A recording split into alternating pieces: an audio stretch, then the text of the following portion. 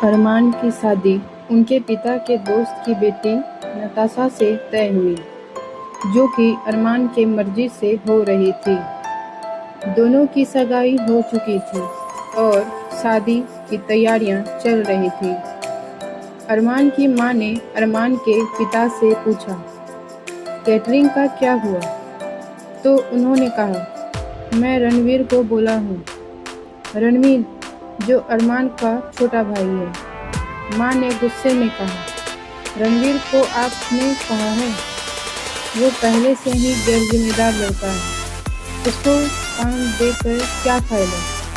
रणवीर बेशक सबके नज़रों में आवारा लड़का है, पर उसका दिमाग उतना ही तेज है और ये टेक्नोलॉजी उसका पहला प्यार है।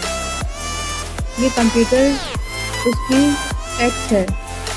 कीबोर्ड पर जैसे यह हाथ चलाता है, जैसे हारमोनियम पर उस्ताद हाथ चला रहे हो। वो नौकरी नहीं करना चाहता, क्योंकि उसका कहना है कि नौकरी नौकर करते हैं और मैं मालिक हूँ अपनी मर्जी का। इसलिए उसकी माँ अरमान से ज़्यादा प्यार नहीं करती है। इधर अरमान अपने पिताजी को पैसे देकर कहता है, ये लो, आपको अभी बहुत सारी पेमेंट करनी है। पिताजी ने कहा, तुमने ये बहुत अच्छा किया। अब देखना तेरी शादी कितनी धूमधाम से होती है। अरमान अपने पिता से कहता है, पिताजी, एक बात का ध्यान दीजिएगा, मेरे बहुत जानने वाले आ रहे हैं। रिसेप्शन में कोई भी चीज़ बिलो एवरेज में मत करना। पिताजी ने कहा, तुम देखना, शहर में ऐसी शादी होगी, लोग याद करेंगे कि अरमान के पिता ने अपनी शादी कैसे किया है।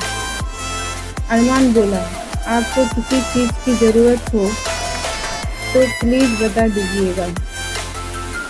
इधर नताशा के घर में भी शादी की तैयारियां चल रही थी।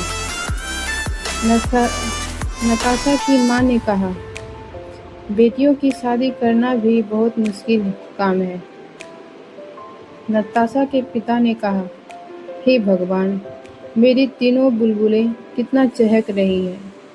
बाबा के घर को सुना करके चली जाएगी। कितना तरसूंगा, क्या कहूँ।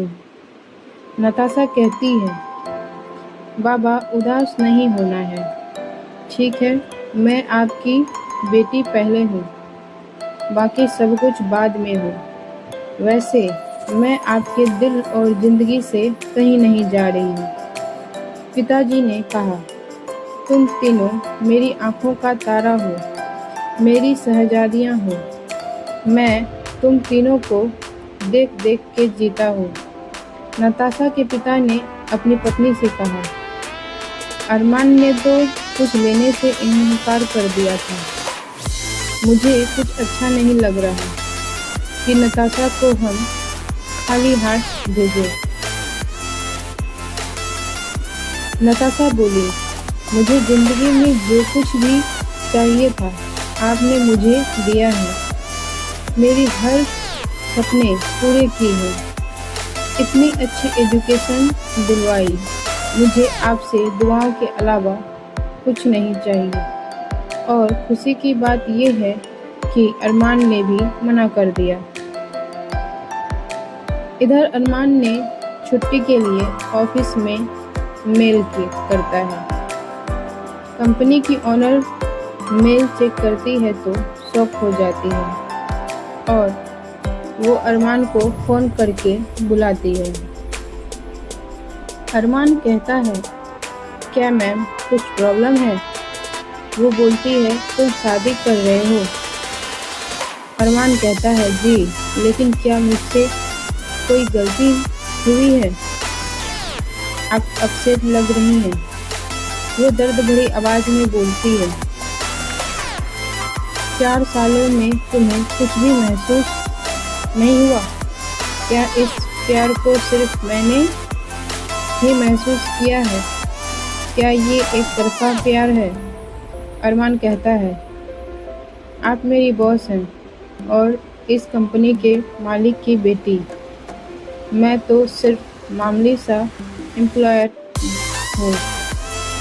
बॉस बोली, क्या तुम्हें कभी ये नहीं लगा कि मैं तुम्हें ऑफिस में सबसे ज़्यादा इम्पोर्टेंस देती हूँ? क्या आपको कभी भी महसूस नहीं हुआ? अरमान ने कहा, मुझे लगा शायद आपको मेरा हार्ड वर्क और डेडिकेशन पसंद आया। बॉस बोली, तुमने इतने दिनों में कुछ फील नहीं किया? अरमान कहता है, सॉरी, मेरी इंटेंशन आपको हर्ट करने की बिल्कुल भी नहीं थी। बॉस कहती है, तुम शादी करने जा रहे हो और अब हर्ट करने के लिए बचा ही क्या है?